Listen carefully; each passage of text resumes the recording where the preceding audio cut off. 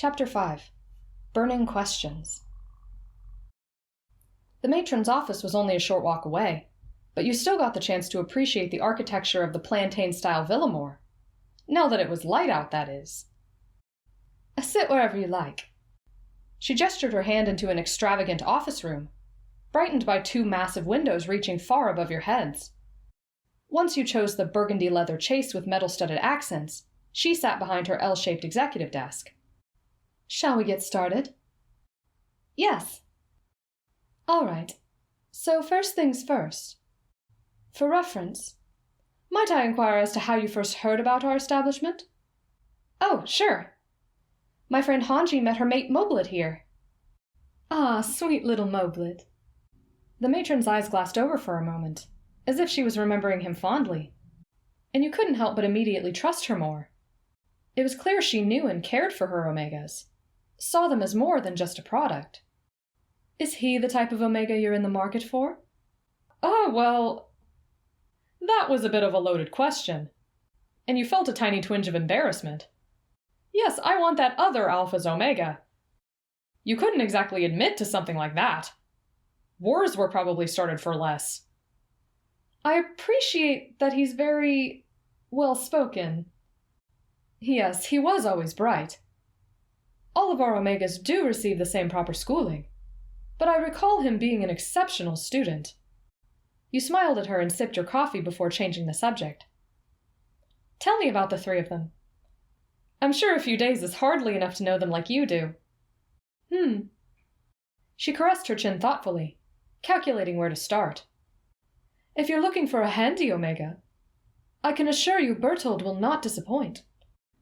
Not only is he an extraordinary baker, but he's definitely one of the strongest Omegas to pass through here.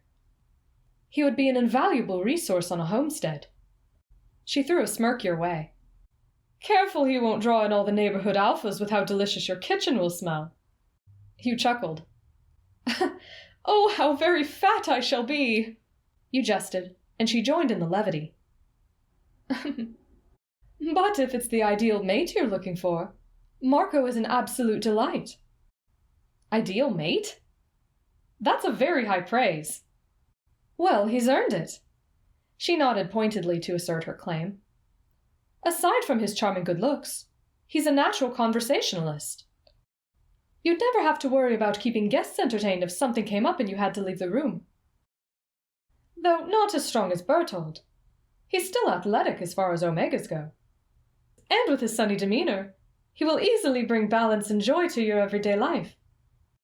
It became instantly clear that she was talking him up, which meant he was probably their most coveted Omega. Marco this, Marco that.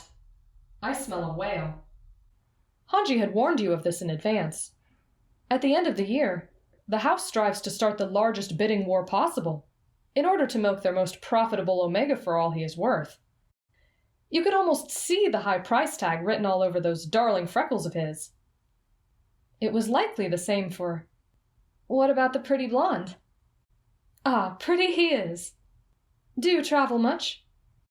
You didn't have time to answer before she continued. Armin knows his way around a map, and he's detail-oriented by nature. If you want someone who can keep your affairs organized, there's none better. Remarkable intellect on that one. Higher marks than even Moblet, I dare say. Oh?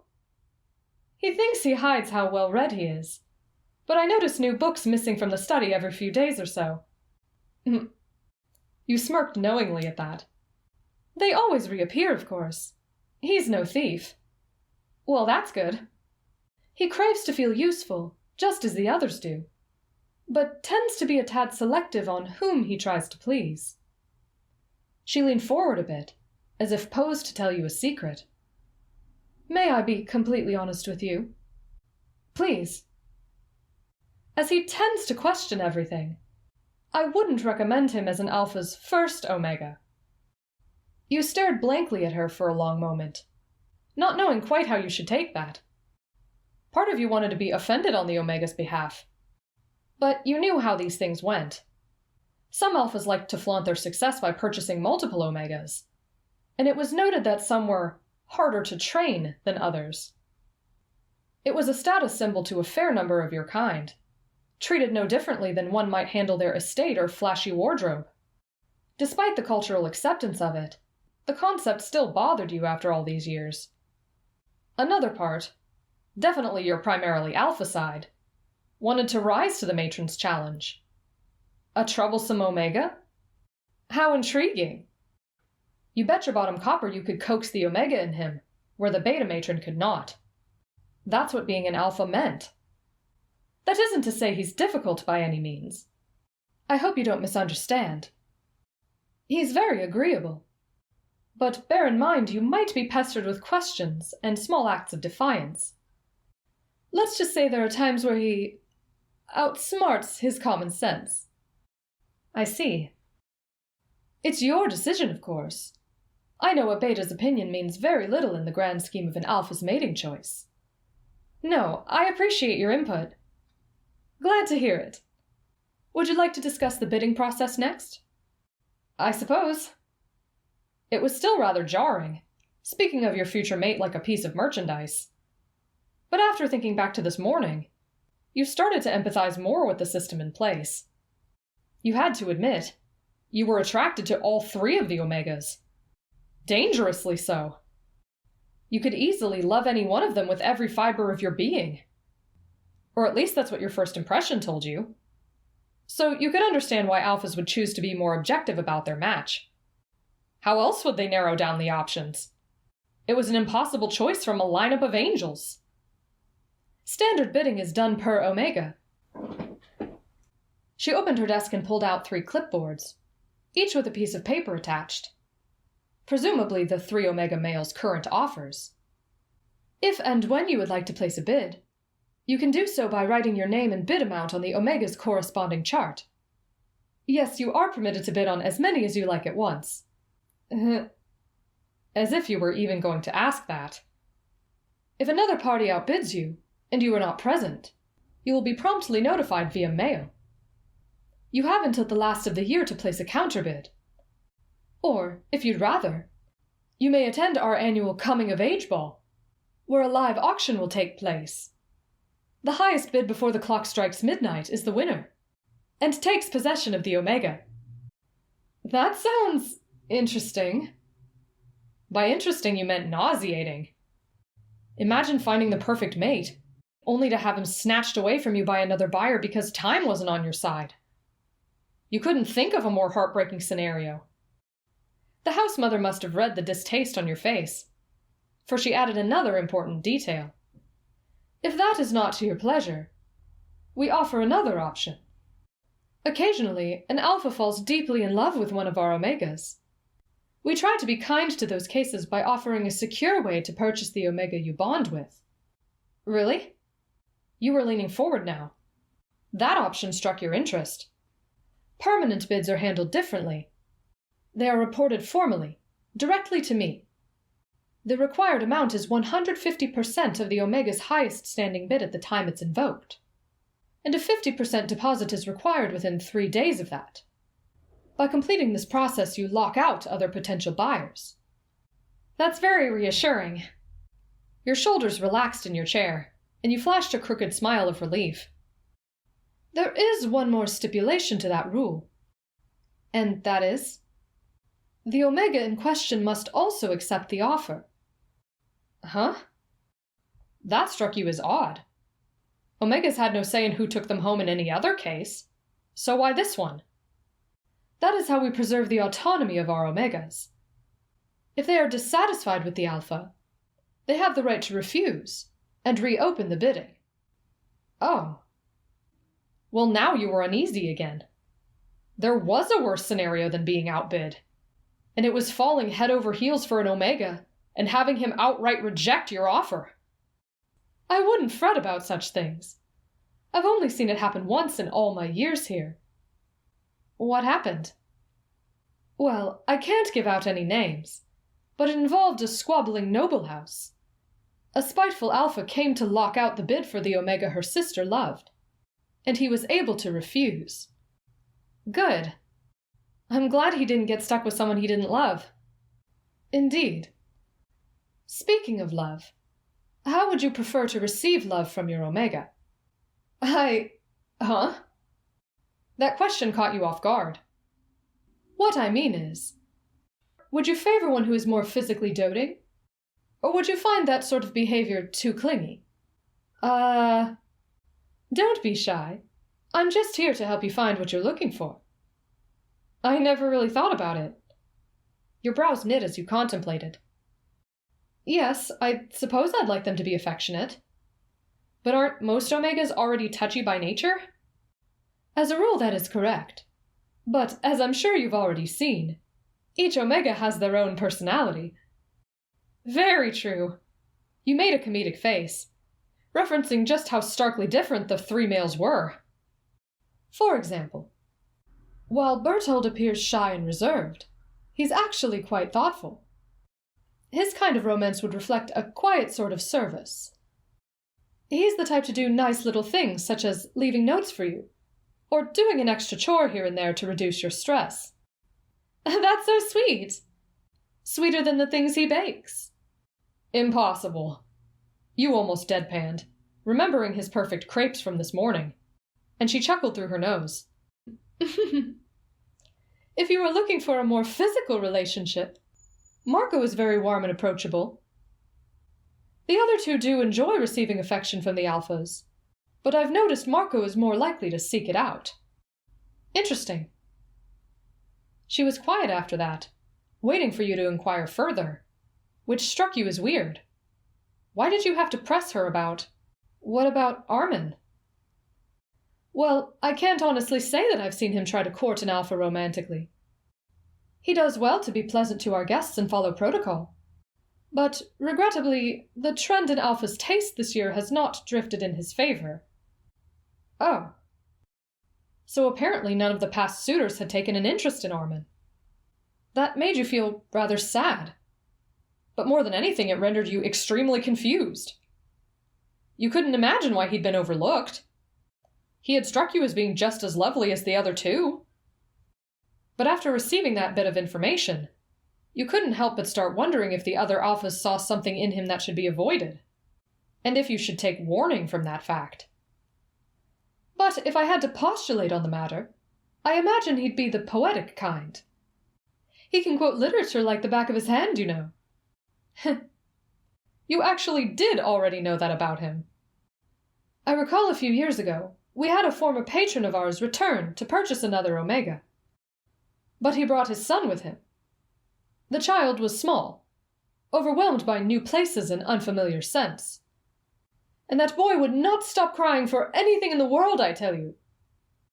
Several hours and a migraine later, I noticed it was suddenly quiet again.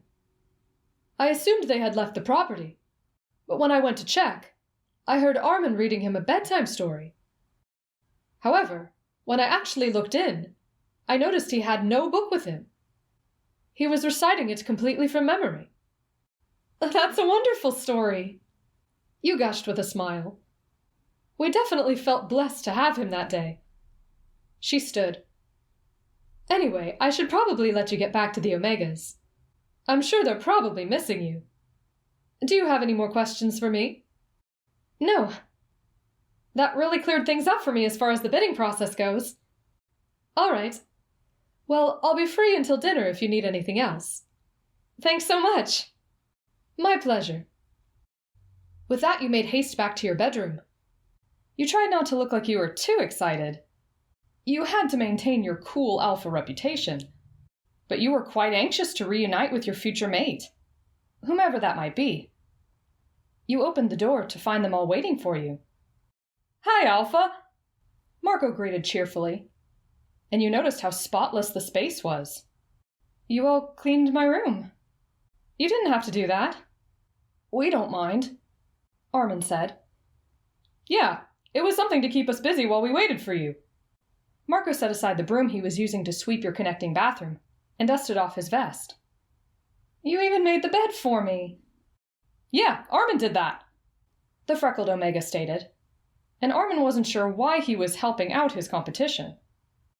That's if he could even call himself Marco's competition, which he couldn't. You turned your gaze to the gentle blonde. warm smile pulling at your lips. And in that moment, you envisioned it. There he was, daintily perched on the couch of your home, just as he was on the bed covers now, reading a fairy tale to your child by candlelight. The matron's precious story of him had tugged at your heartstrings, taken hold, and it took him beginning to fidget under your stare before you realized how long you'd been silent. "Thank you, sweetie." It was nothing." He twirled a lock of hair around his fingertip and averted your gaze shyly. "Thanks to you two as well, for helping." "You're welcome," Bertolt replied. "I'm glad you're back," Marco admitted. "I've always been nervous about what the matron says about us when we're not there." "A plethora of terrible things." You shook your head dreadfully. "Oh, so she must have told you about some of the things we did when we were younger." "Yes, she told me every horrendous story there was. Why do you think I was gone so long?" Armin and Marco giggled before Bertolt joined in. "There must have been a small part of him that was worried you weren't joking." "Well, anyhow, earlier I was remembering how you all didn't know how much I would eat, and I realized that we really don't know that much about each other." You clambered onto the bed and patted it. This time they all followed without hesitation, forming a little half-circle before you. "There's a lot I want to know about you all. So how about we take turns asking questions? Is that okay with you guys?" They all nodded. "Okay, I'll go first. How often do you see female alphas?" "I've seen 4 this year." Bertolt spoke first, which surprised you. They usually make their selection really fast, and don't talk to us much. "So you probably have questions for alphas too, huh?" "I've always wanted to see their eyes glow," the tall brunette admitted sheepishly, which made you smile. "I'm sure you will, sweet thing." He blushed at that, and you caught Armin watching you attentively, as if posed to say something. "You look like you have a question." "Oh, only if you want to answer, Alpha." "Go on, ask." "Well, I've always heard that Alpha's teeth are different from ours." "Can I see?" Without pause, you opened your mouth, and the other 2 Omegas flinched in fear. An Alpha baring its teeth is a clear sign of aggression, a signal for Omegas to submit or run for their lives. But there Armin sat, leaning forward on his hands and knees, peering straight into your mouth. "They look way sharper than mine." He ran a finger along his own canine, impressed with how dull they were compared to yours. They reminded him of fangs, but didn't protrude any more than his own did. When you noticed the way the brunettes ducked down, you asked yourself, "Am I that scary?" "Are you a noble, Alpha?" Bertolt asked when Armin scooted back to his spot.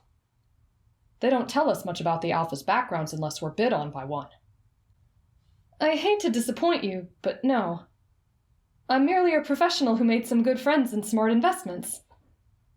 I'm what the noble houses refer to as new money, which I find is a pointless distinction. My money will get me exactly as much as theirs will. No more, no less. So I'm sorry if you were expecting royalty. I'm sure I'm not the biggest fish you can catch in a place like this." "Don't say that!"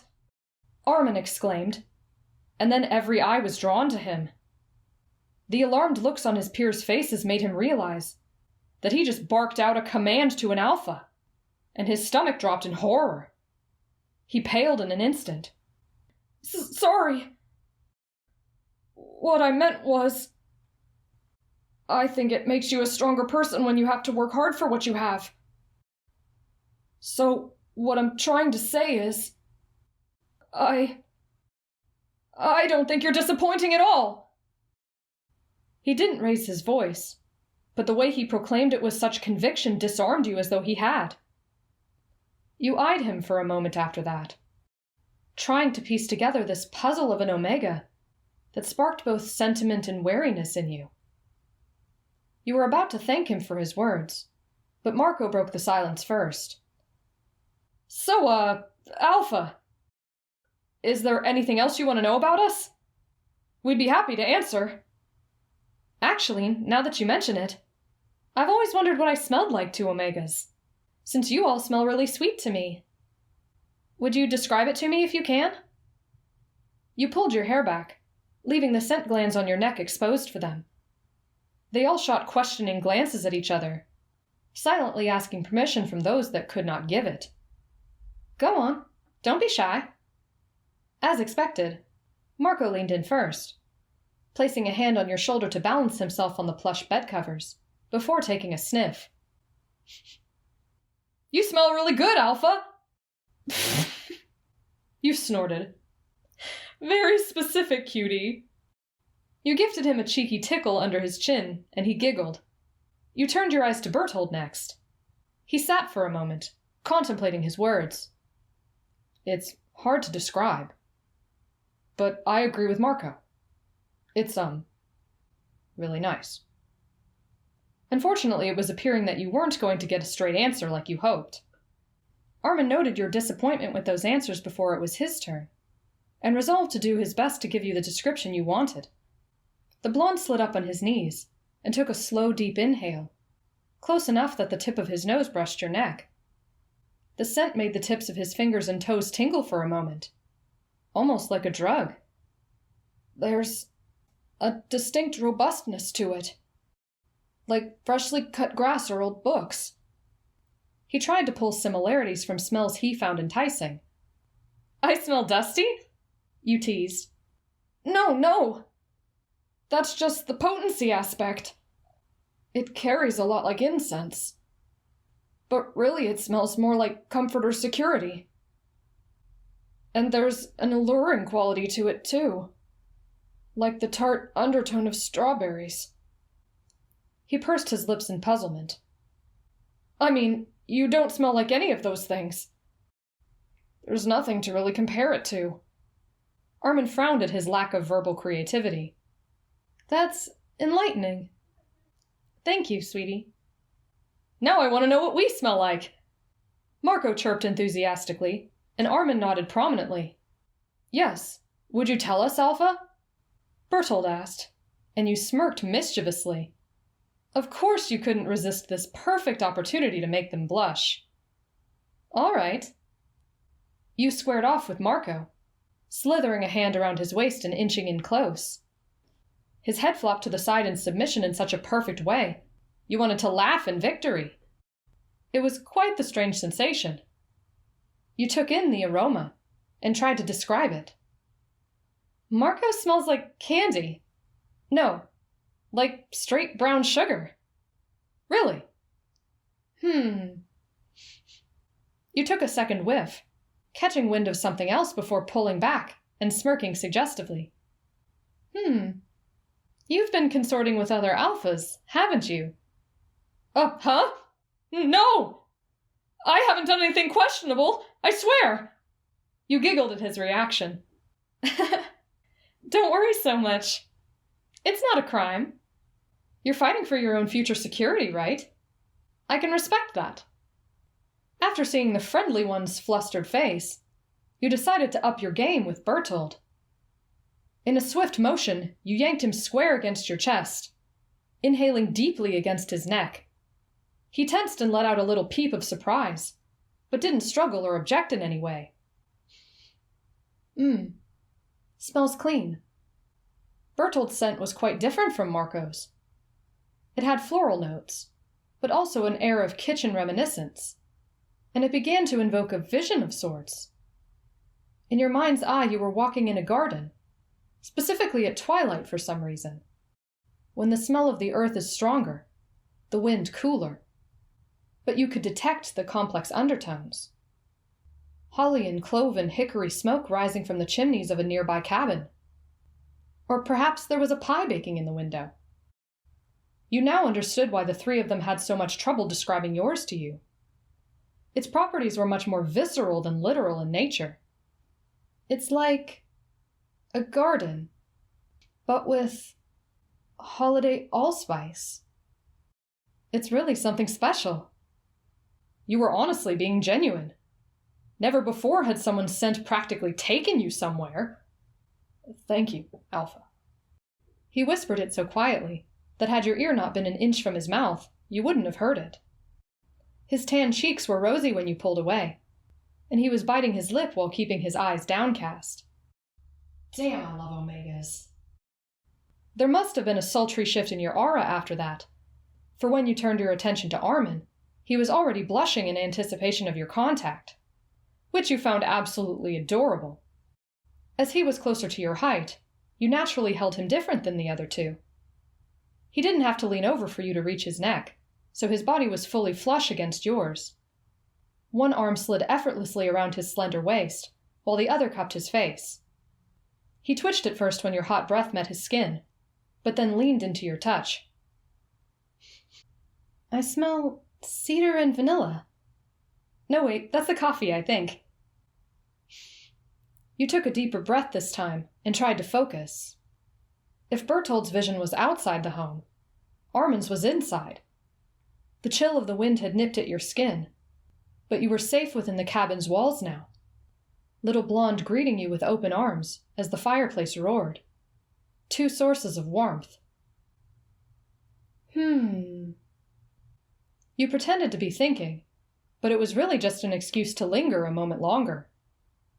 He felt nice in your arms like this, melting perfectly into your hold. And his scent was one that made you want to curl up in it, like a house cat basking in the sun's rays. You stayed there another moment, brushing your thumb over his cheek casually, still warm with a blush, until something stirred in his scent that made you pull away. Yours is a very welcoming smell, actually. Like coming home to a cabin full of freshly baked scones. Vanilla scones. You specified. I really like it. Armin's heart definitely stuttered at your divulgence. That was the closest he'd ever been to an alpha physically. And finding out said alpha actually enjoyed the experience proved more than enough to render him bashfully mute. Luckily for him, Marco broke the silence. I'm surprised that Bertolt's not the one that smells like scones. Marco chuckled lightly. That is rather ironic, isn't it? You agreed. If I had to summarize, I'd say Bertolt smells like the feeling of baking, and the two of you smell like what's already been baked. Life's full of funny mysteries, isn't it? Speaking of mysteries, I do have one more question, Alpha. And what's that? What do alphas do for fun?